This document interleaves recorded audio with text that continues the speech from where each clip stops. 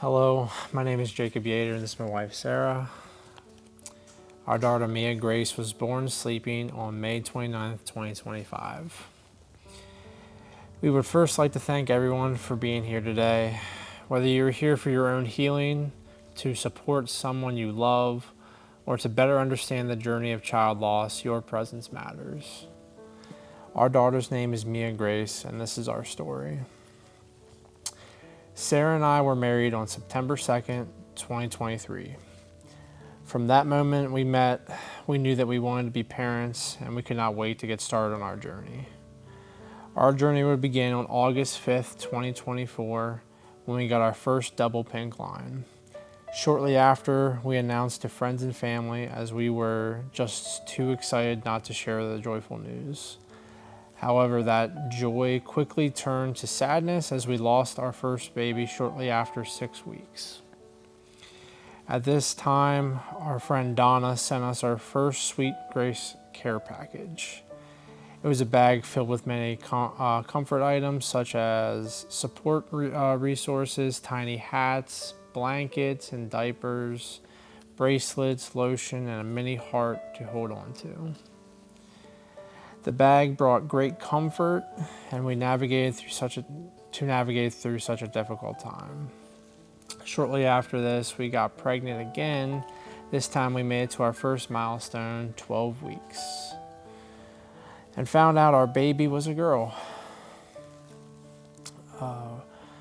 We were so excited. Everything went so well during the pregnancy. We had a green light the entire pregnancy, and Mia was perfect and healthy. We could not wait to meet our baby girl. As the weeks passed, we got her nursery ready, bought outfits, and dreamed of the day we'd bring her home to her wildflower-themed nursery. We decided to get induced on June 7th, 2025 at 39 weeks.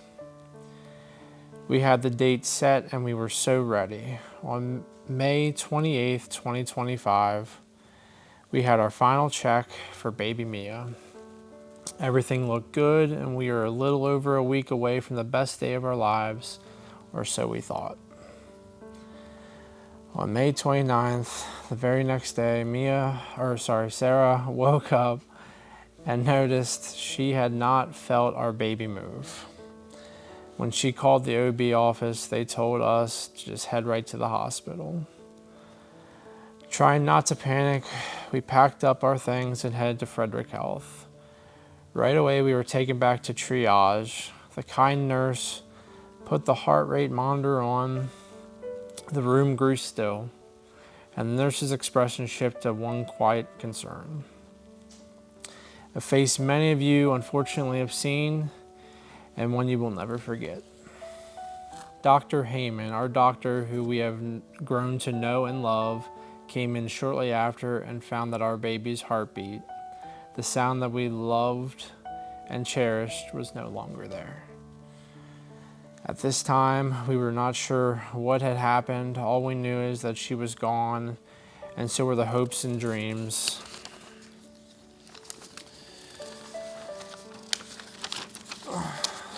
Of a future with our baby girl. We were absolutely crushed, and we later found out that Mia died due to an umbilical cord accident. We have known about Sweet Grace for quite some time. Our good friend Donna lost her sweet baby boy, Abel Joseph, on August 16th, 2018 at 17 weeks. We had learned a lot about infant loss journey through her, and we always tried our best to support her, but we never truly understood the depths until now. Donna volunteered at Sweet Grace and often spoke about it. She wore a bracelet for her baby that was given in the baskets. In February 2025, another friend lost her baby girl. She was born still. The first thing we thought of doing was to send her a comfort basket. We knew of the baskets through Donna, as she had often talked about helping to put them together. We did not realize that 3 short months later that we too would receive our own comfort basket, something that we will forever cherish. The comfort basket was more than just a kind gesture. It was a lifeline in a moment when words could not reach the depth of our pain.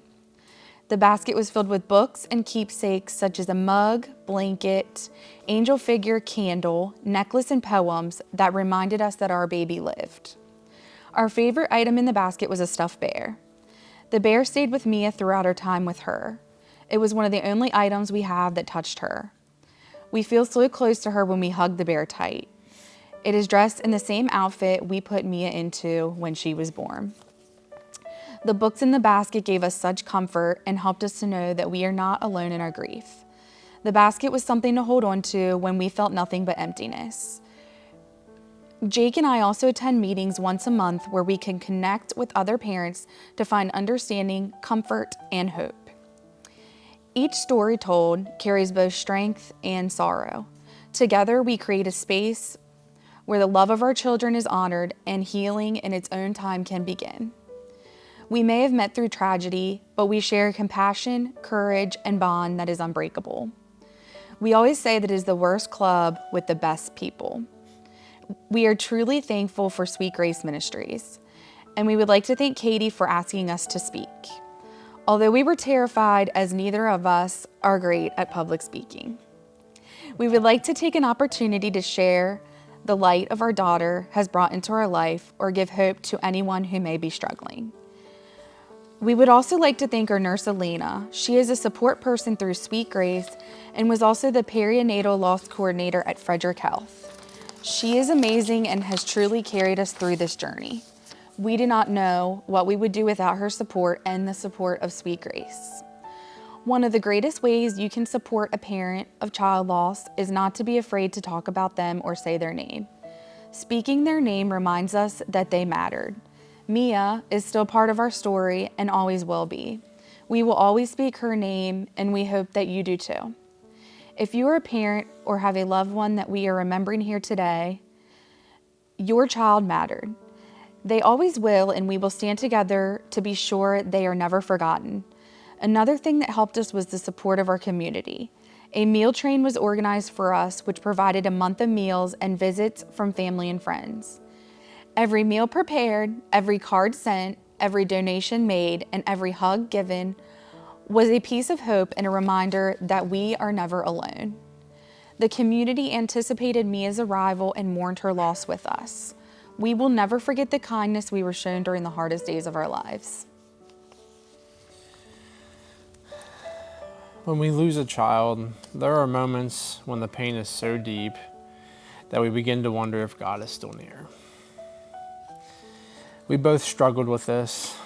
We sometimes wonder if He sees, if He cares, or if He understands the empty arms and sleepless nights. But the truth is, God's Word tells us, yes, I see you, yes, I care, and yes, I am here. Even in the darkness, our daughter's life was short, but it was not without a purpose.